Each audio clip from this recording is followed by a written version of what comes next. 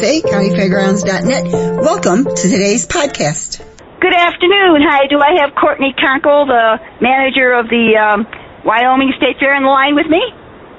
Yes, you do. So I bet you're happy to have a fair going on, huh? We are. We're excited for fair time. We're just a day away. So I know you didn't have a very good fair last year. So what's new and exciting this year that people shouldn't miss?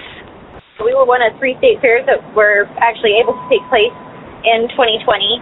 So we got a lot of momentum last year, yeah. And so we're looking forward to welcoming back those new fans that we attained in 2020 and, opening our gates up to everybody in 2021.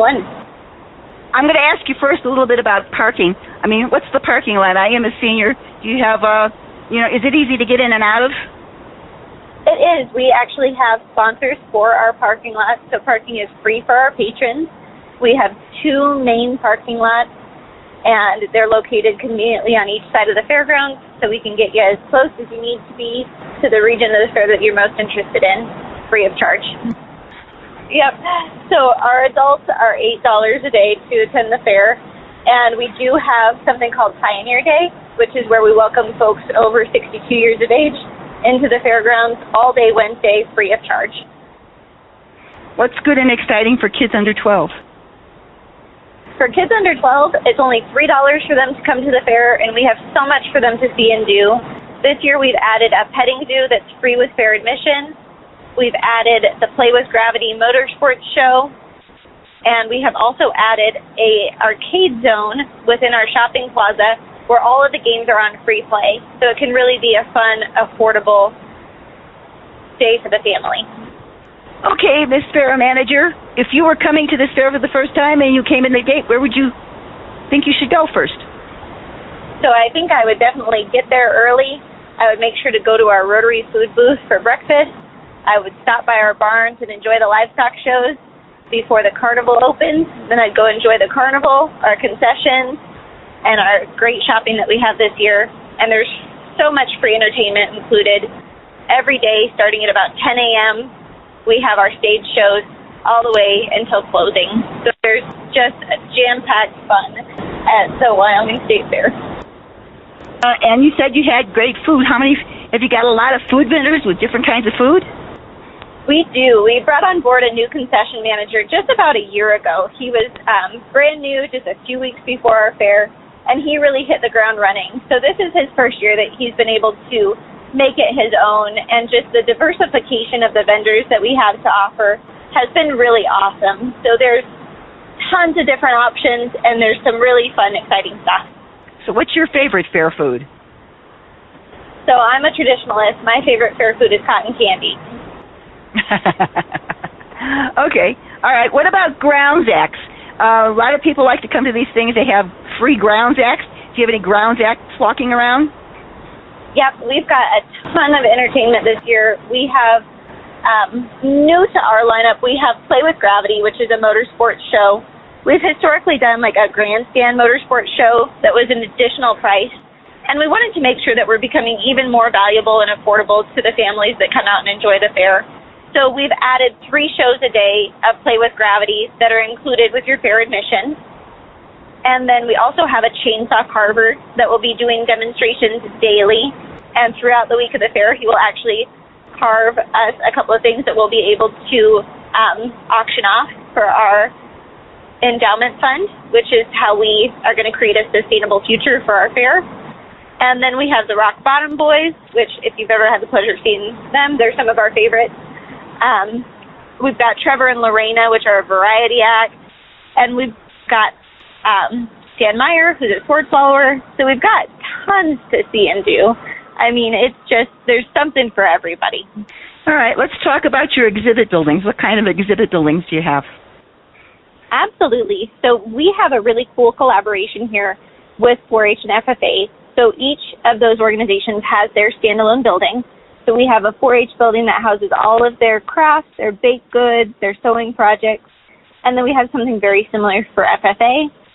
And then for our open exhibitors, we have several halls. We have our floral culture and horticulture building.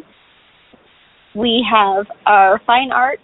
We have our culinary exhibits and our quilting demonstrations. And then we also have all of our clothing, needlework, all of those are also housed in the same building as culinary. And it's beautiful. It's about a 10,000 square foot building with wood floors. Half of the room is dedicated to culinary, and then the other half is dedicated to fabric design and everything that supports that. And it's just, it's a really beautiful curated experience. And then one of my personal favorites is our youth exhibits. So we get to go and see, all the things that the youth have created over the last year as open exhibitors. I have to ask, with all the people that will be coming to this fair and all the people that are going to state fairs all over the country, what are the restroom facilities like now?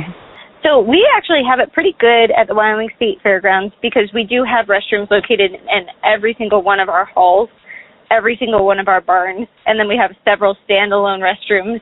So we've got definitely enough facilities to support everybody that comes out. And then we also do bring on porta potties as additional options too. And our campground even has 2 permanent restroom facilities out there also. Is the campground open this year? It is. So we have 412 full hookup spaces, and by the time we open our gates on Tuesday morning, it'll be sold out. Don't you have a rodeo? We do. So we have a 2-day Prca Rodeo. It takes place on Wednesday and Thursday of the fair. And this year we actually brought it in-house.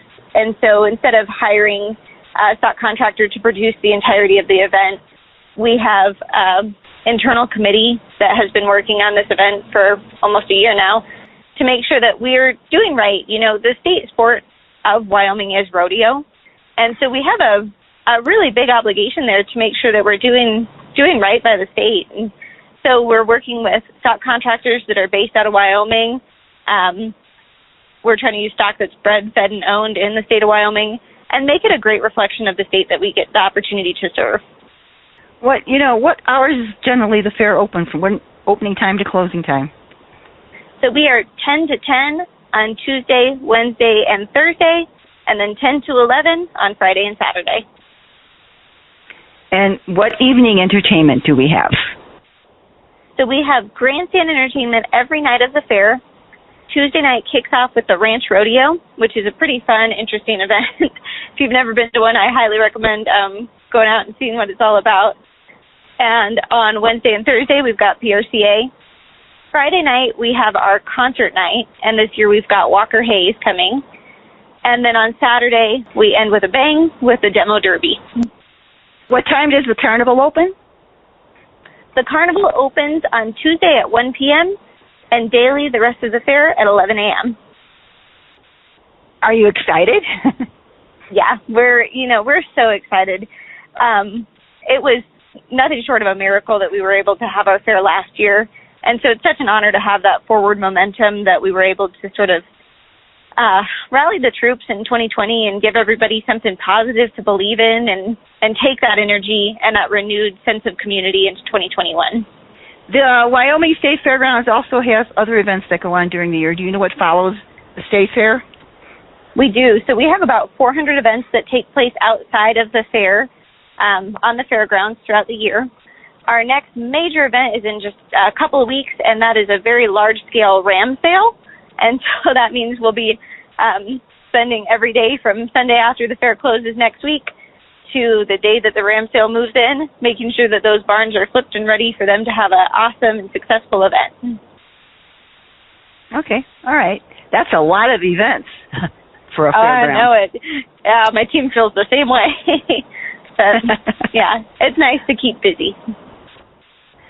Yes, you sound very busy. Yeah. Okay, do you have any parting words? I think that one thing that every fair lover needs to hear right now is that we're going to get through this. I know the pandemic has really taken a toll on the industry and on so many fair supporters also not being able to go out and enjoy the events that we know and love. And I think as we get into this next era of the industry, there's the opportunity to have a renewed sense of optimism for it. And I really want to encourage everybody that's feeling a little bit down, or if they weren't able to have their fair, attend their fair in 2020 or even in 2021, that there is hope, and we just all have to step up and do what we can for the good of the future of the fairs. And that's why I do what I do, okay? Same here. Okay, well, I like to see people be happy, and yes, a lot of the fairs were really hurting and have been hurting, and we've lost a lot, unfortunately. So, yeah. Okay, well, have a great fair. I hope you have a good time, and I hope everybody enjoys themselves. Thank you so much. Have a good day. Bye-bye. Bye.